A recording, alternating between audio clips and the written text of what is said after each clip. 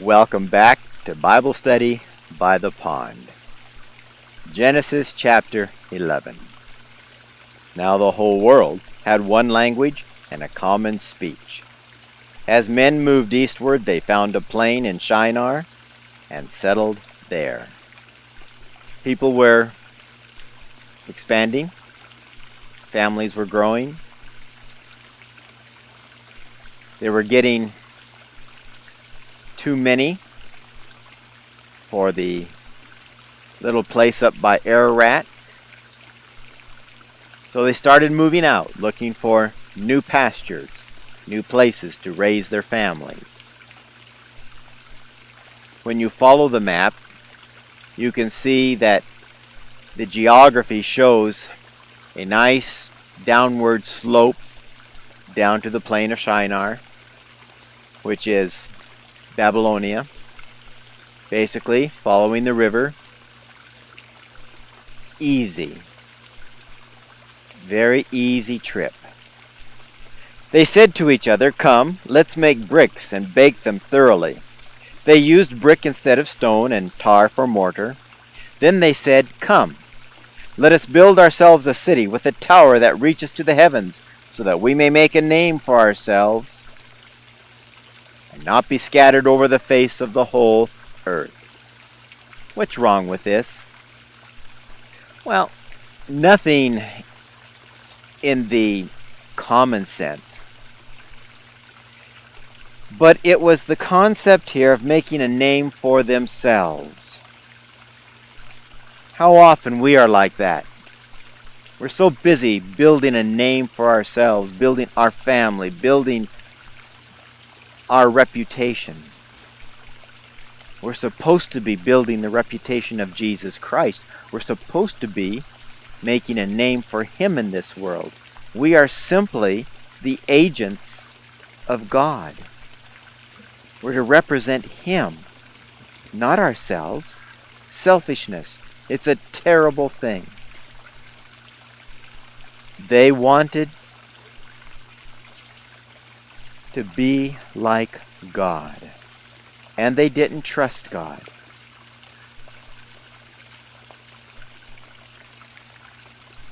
God said there would be no more flood,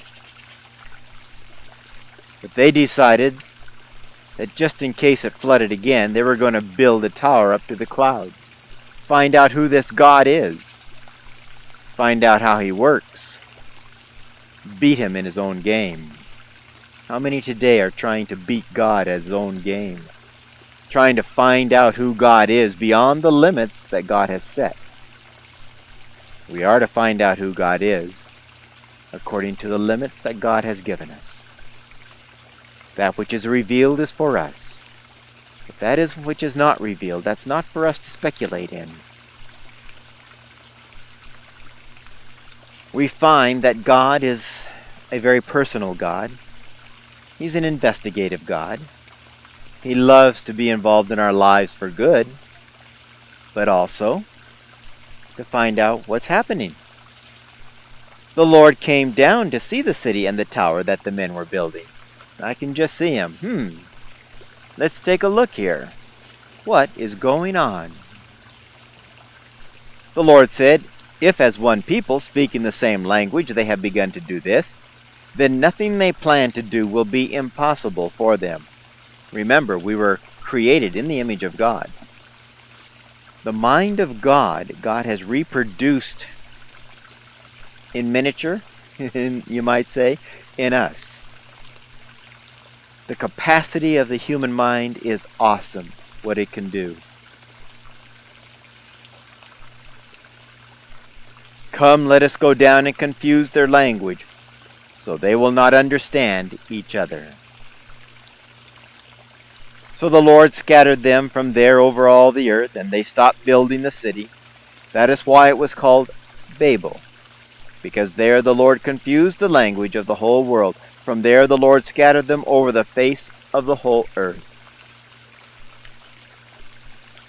God wanted the people to scatter out. The world needed to be populated. He didn't want them to congregate in one place. Too much congregating and sin abounds. You begin to have a person wanting to take control of those people. Not good. The same in our lives today. Christians want to settle down and build big cathedrals, big churches, and then somebody takes charge, and before long, everybody has surrendered their salvation to the church and the leadership. Nobody's listening to God anymore. It's all about following the example of the church. Church this, church that, church everything. You may throw around the name of Jesus every now and then, but it's all about ego and pride. We need to break away. We need to scatter. We need to get out, come back to Jesus.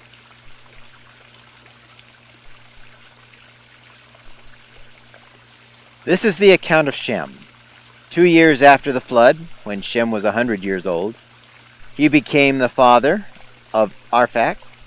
And after he became the father of Arphaxad, Shem lived 500 years and had other sons and daughters. When Arphaxad had lived 35 years, he became the father of Shelah. And after he became the father of Shelah, Arphaxad lived 403 years and had other sons and daughters. When Shelah had lived 30 years, he became the father of Eber. And after he became the father of Eber, Shelah lived 403 years and had other sons and daughters. When Eber had lived 34 years, he became the father of Peleg. And after he became the father of Peleg, Eber lived 430 years and had other sons and daughters. When Peleg had lived 30 years, he became the father of Reu. And after he became the father of Reu, Peleg lived 209 years and had other sons and daughters. When Reu had lived 32 years, he became the father of Sherug. And after he became the father of Sherug, Rehu lived 207 years and had other sons and daughters. When Sherug had lived 30 years, he became the father of Nahor. And after he became the father of Nahor, Sherug lived 200 years and had other sons and daughters. When Nahor had lived 29 years, he became the father of Terah. And after he became the father of Terah, Nahor lived 119 years and had other sons and daughters. After Terah had lived 70 years, he became the father of Abram, Nahor, and Haran. What you're noticing here is just within a few hundred years after the flood, after God had allowed man to eat meat, notice the lifespan is dropping. Men are not living as long as they used to.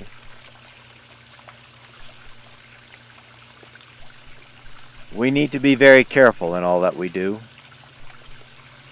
We need to get back to the original diet, to the original plan of God in our lives.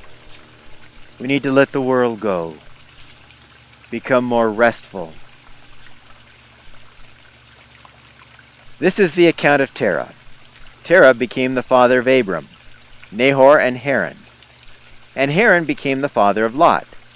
While his father Terah was still alive, Haran died in Ur of the Chaldeans, in the land of his birth. Abram and Nahor both married. The name of Abram's wife was Sarai, and the name of Nahor's wife was Milcah.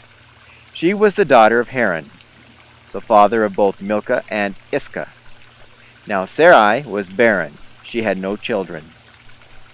Terah took his son Abram, his grandson Lot, son of Haran, and his daughter-in-law Sarai, the wife of his son Abram, and together they set out from Ur of the Chaldeans to go to Canaan. But when they came to Haran, they settled there. Terah lived 205 years, and he died in Haran. They came to a place,